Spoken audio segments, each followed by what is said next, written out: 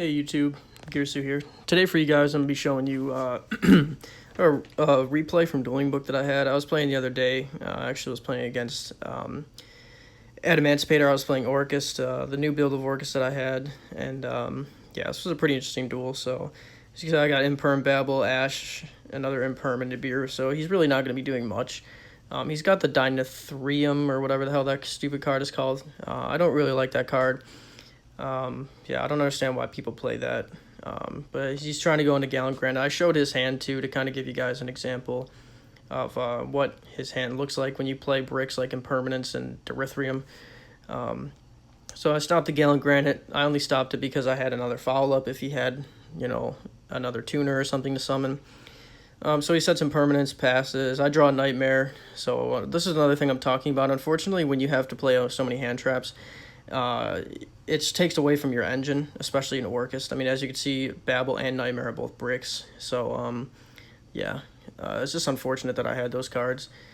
So he goes to Gallon Granite again. I Impermanence it because you just have to. He already obviously has the Block Dragon, as you can see in his hand, but I don't know that. So I'm trying to stop him from getting the Block Dragon or Researcher. So he normal summons the Pudding Cess, does a little bit of damage, which is fine. I'll let that go through. Main 2, he just passes. Another brick. I actually added this card in recently. I'm kind of debating on whether I want to keep it in there or not, but this just lets me make VFD with the ding and stuff like that, so I ended up keeping that in, but I'm not sure I'm going to keep it. So I set Ash, pass. You know, I really don't want to get attacked, just straight up normal summon and attack. So, you know, I'm looking pretty bad here because he's got nothing but time, because I really don't have anything to get going. He has an Impermanence for like my normal summon eventually when I do find one. So really I'm in a kind of a bad position here. So he Link Ross does a bunch of shenanigans on Nibiru, hoping he doesn't have Block Dragon in his hand, and unfortunately he does. As you can tell in a second, he summons Block Dragon, and then once he summons Block, I pretty sure I just scoop because, I mean, if you resolve Block Dragon, you just get so far ahead that no way I'm going to be able to keep up because I have 3 bricks in my hand. So yeah, Block Dragon, he searches 3. I see the writing on the wall. Pass. I decide to go second because my side deck is built for going second, and I'm pretty well versed in going second against Adamancipator because I play the deck. So I know that it's better to actually just let them make their board and then just Dark Ruler them. So that's what I was hoping I was doing. Unfortunately enough for me, I opened Ash and Dark Ruler. I could have just let him keep going, but I wanted to Ash the Doki because I really didn't want him to get too many rocks on the field. As far as, like, if he has Block Dragon in his hand, it's going to be a lot harder for him to follow up plays if he doesn't have a lot of Earths in his grave to banish.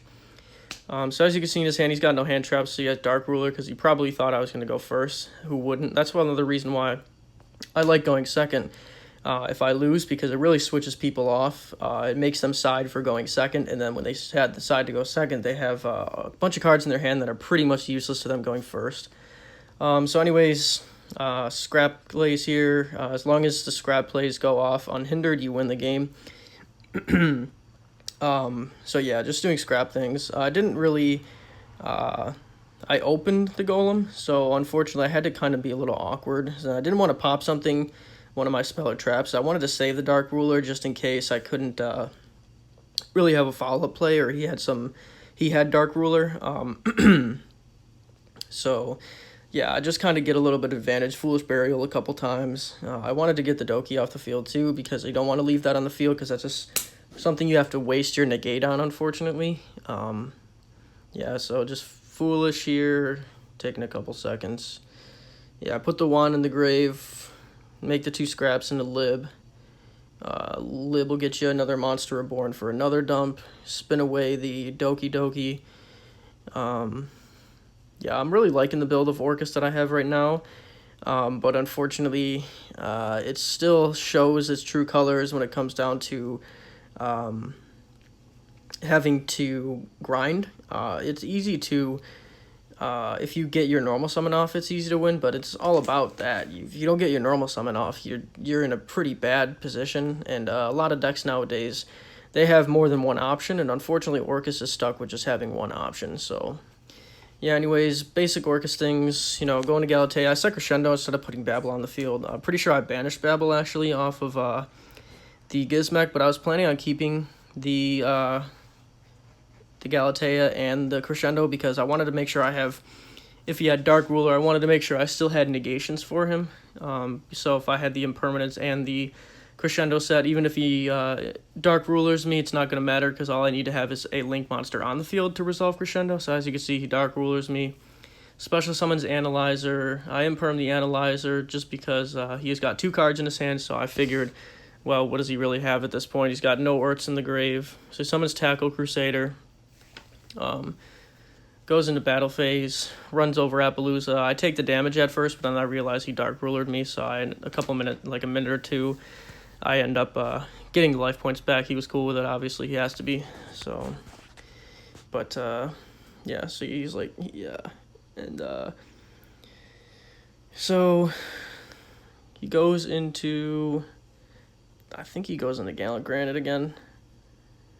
Yeah, he goes into Gallant Granite. He searches the Researcher here, which is a little surprising.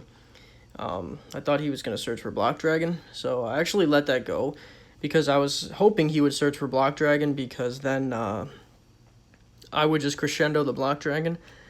Unfortunately, it would be in the grave, so Crescendo wouldn't banish it, so that kind of sucked, but I really was holding that Crescendo until my Galatea was threatened or until, you know, he had Block Dragon.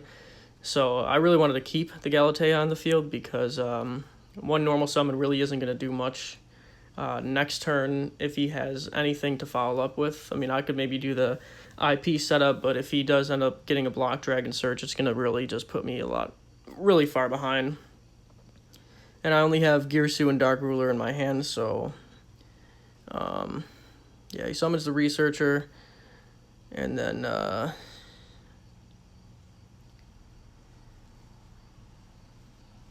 yeah, I think right here is where he whiffs. I'm not 100% sure. He whiffs once at a pretty crucial. Yeah, this is why I gained the 1,500 life points. I'm like, yeah, I told him Dark Ruler. I forgot about it, but yeah, so I'm at full still. But yeah, no, this isn't where he whiffs. He gets the Guardian here. I think I fast forward this part. Yeah. Because this is just basically, like, I really can't do much to stop him. Nothing that's going to make too much of a difference. I mean, I don't really care about Guardian because I don't have any hand traps. Yeah, here he tries to go into Needle.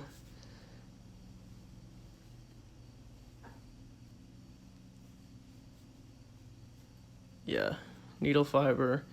And he does some weird shit here. He summons, the thing, but then he revives the girl. He goes into that, and then he just goes into like Cerberus. I thought he was gonna go into Union Carrier, but he didn't. So then Cerberus effect, he's trying to out the Galatea. I really can't afford to let that happen, so I actually end up, I know he obviously doesn't have Block Dragon now, so I can freely Crescendo the Cerberus, and that's that.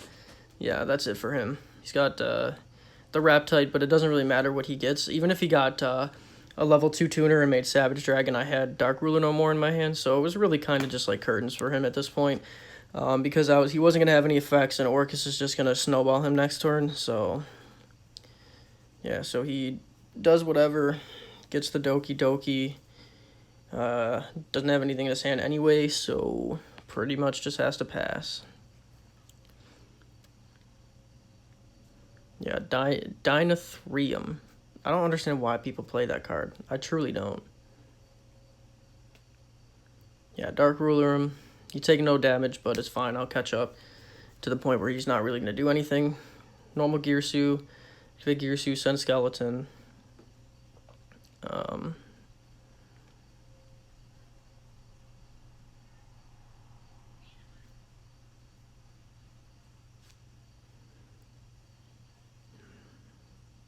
Yeah, Galatea. Thought I fast forwarded this part, but yeah, Galatea put the. So I want to draw because I want to get into some more hand traps. So I end up putting that on the field, which I think Babel's banished. I said anyway, but still. So I go to long, send away that. Fast forward this a little bit, just basic breaking his board, going to the ding, send the herald, summon the gizmek. Now I'm going to try and draw into something because I want to IP, but I don't want to ditch the Monster Reborn in my hand because that's a really pretty good card. So I end up sending away the long with the return, drawing 2 cards. I'm in a pretty commanding position right now. I mean, he's top decking in rock, so I mean, unless he top decks Block Dragon, really, and that still won't do much. So yeah, I draw into Biru. I misplay here. I freaking was taking such a long turn that I didn't realize that I had already normal summoned Girsu. So I tried normal summoning him again, but luckily the dude catches it. Because I wouldn't have. Sometimes on Dueling Book it's really hard because it takes a lot longer to do stuff than it does like in person. And like in person you're like saying things and everything. So I mean I'm not always sitting there watching what the freaking chat says. So luckily he caught that, but it didn't really make much of a difference. Monster Reborn, go into the IP, have a card in hand, shuffle away. He goes foolish, whatever. You're gonna send Block Dragon, I'll summon it. He'll summon it, and then I'll spin it with Unicorn, and then it's just game. So yeah, next turn normal summon, just attack. Game 3, my hand game 3 was absolutely terrible. I just opened Imperm, so I was like, fuck, if he's got a good hand, I mean, that's gonna suck. So, yeah, kind of speed it up a little bit here. I mean, everyone knows. I don't want to see this dude excavating 1,000 freaking times. So, going to Needle, blah, blah, blah. I Imperm the Needle. He just summons Block Dragon, and then that's it. I mean, I don't really think that was a really optimal move. That was actually pretty stupid, honestly. So, I would have just, like, went into literally anything, like Cerberus, and just got some searches for next turn. So, he left himself dead in the water. That's just bad on his part. So, but whatever, I'll take that.